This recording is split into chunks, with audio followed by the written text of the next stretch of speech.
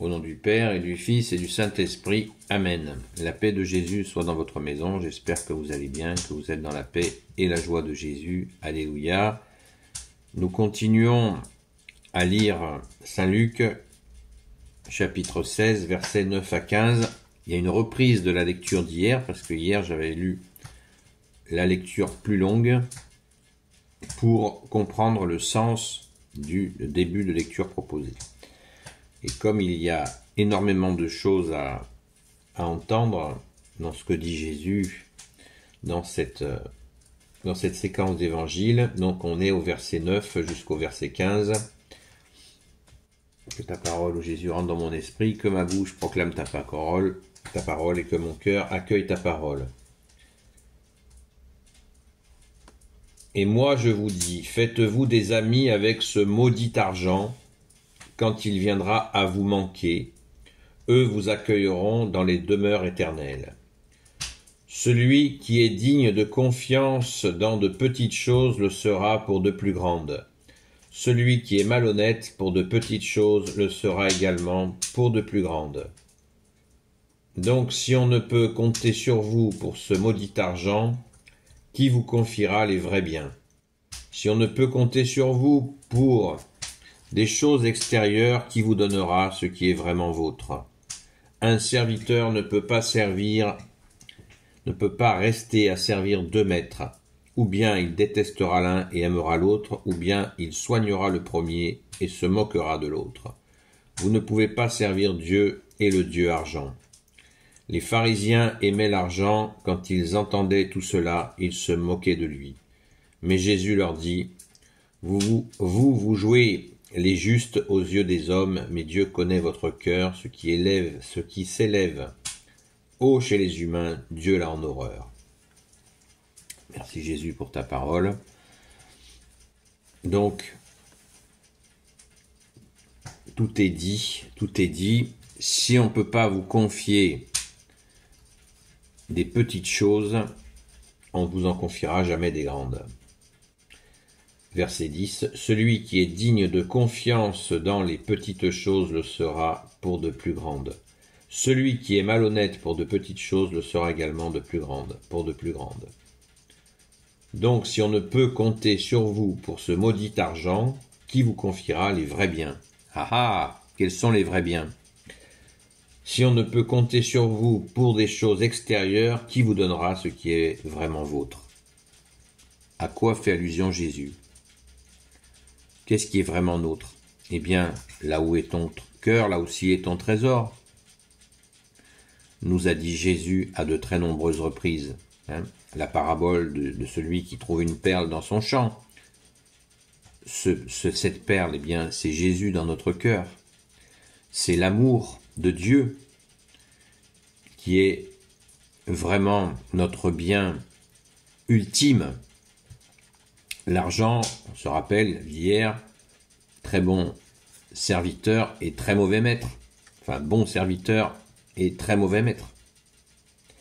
Donc, si on ne peut compter sur vous pour des choses extérieures, l'argent est une question extérieure, on est bien d'accord. Qui vous donnera ce qui est vraiment vôtre? Là où est ton cœur, là aussi est ton trésor. Cherche le royaume des cieux et sa justice, et tout te sera surajoutée, nous dit Jésus. Eh bien oui, ce fameux maudit argent, il a une capacité à nous détourner de notre cœur. Toujours plus d'argent, jamais de satiété, au lieu de se dire, la sagesse dit, bon, on se calme, j'ai moins d'argent, mais j'en discutais avec quelqu'un hier, il me dit, mais j'ai ma vie de famille, je suis présent avec mes enfants, voilà une belle richesse, cette personne, ce papa, pense à ses enfants. C'est magnifique, c'est extraordinaire. Merci Jésus de nous rappeler les choses. Et au verset 14, Et Jésus, quand on lit de verset 9 à verset 15, vous avez mesuré combien de fois Jésus insiste au chapitre 13, il leur met une troisième couche. Un serviteur ne peut pas rester à servir deux maîtres, ou bien il détestera l'un et aimera l'autre, ou bien il soignera le premier et il se moquera de l'autre. Vous ne pouvez pas servir Dieu et le Dieu argent. Voilà, on ne peut pas servir Dieu et le Dieu argent. C'est un choix à faire. C'est pas possible. Et quatrième couche, les pharisiens font les marioles, comme d'habitude. Ils se moquent de Jésus, comme d'habitude. Et Jésus leur cloue le bec, comme d'habitude. Parce que Jésus sonde les cœurs et les reins. Mais comme Jésus est humble, il dit « Mais Dieu connaît votre cœur. » Il ne dit pas « Moi je connais vos cœurs. » Jésus, tu es Dieu, tu aurais pu leur dire, mais comme tu es doux, humble de cœur, tu dis Dieu. Tu sondes les cœurs et les reins, et tu sais qu'ils ont cet esprit-là de posséder beaucoup d'argent. Mais Dieu connaît votre cœur, ce qui s'élève haut chez les humains, Dieu l'a en horreur. Et oui, combien de gens sont admiratifs, ah ben celui-là, il gagne tant de cas, tant d'argent, etc., etc. Oh, de toute façon, tu vaux rien, tu gagnes rien. La mesure, la respectabilité en fonction du porte-monnaie, dans certains milieux, c'est effrayant. C'est effrayant. Et Jésus nous montre tout l'inverse, absolument tout l'inverse.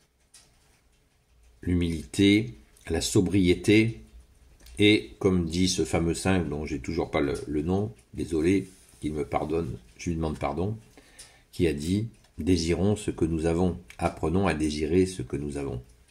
Afin justement de ne pas tomber dans la spirale de l'envie. Ah, genre, envie. Parce que les gens qui de l'argent, et puis ils ont absolument plus de temps pour pouvoir profiter, soi-disant profiter, parce que l'argent c'est pour profiter, paraît-il. Eh bien, ils n'ont plus une minute à eux pour profiter de cet argent d'une façon, bien sûr, vertueuse. Parce que le cumul, il y a plein d'autres paraboles où Jésus nous dit que l'argent mène à la ruine de l'âme. Pensons à celui qui a fait cette récolte-là, qui fait péter tous ses greniers pour pouvoir les agrandir et rester là à se reposer, à profiter de son argent. Et dans la nuit, un ange vient lui dire « Cette nuit, ton âme va être prise par Dieu. » Donc le gars qui a fait tout son cinéma avec son cumul d'argent, eh bien, voilà, il va mourir. Il ne va pas du tout en profiter. C'est dans l'évangile. Jésus qui dit dans une autre partie de l'évangile, « Malheur à vous les riches, vous avez déjà votre récompense. » Waouh! Et c'est pas la plus importante de récompense. La récompense, c'est le royaume des cieux. Merci Jésus. Donc, cherchons le royaume des cieux et sa justice, comme tu nous le dis Jésus, et tout nous sera surajouté. Là où est ton cœur, là aussi est ton trésor. Accumuler des trésors, encore Jésus nous dit, dans le ciel, là où la rouille ni les mythes ne règnent pas. C'est sur terre que la rouille et les mythes et les voleurs circulent. Mais les trésors dans le ciel, personne ne peut les fracturer. Et les trésors dans le ciel, c'est nos fruits. C'est les fruits, c'est notre charité, l'amour que nous avons pour le prochain, pour Dieu et pour le prochain.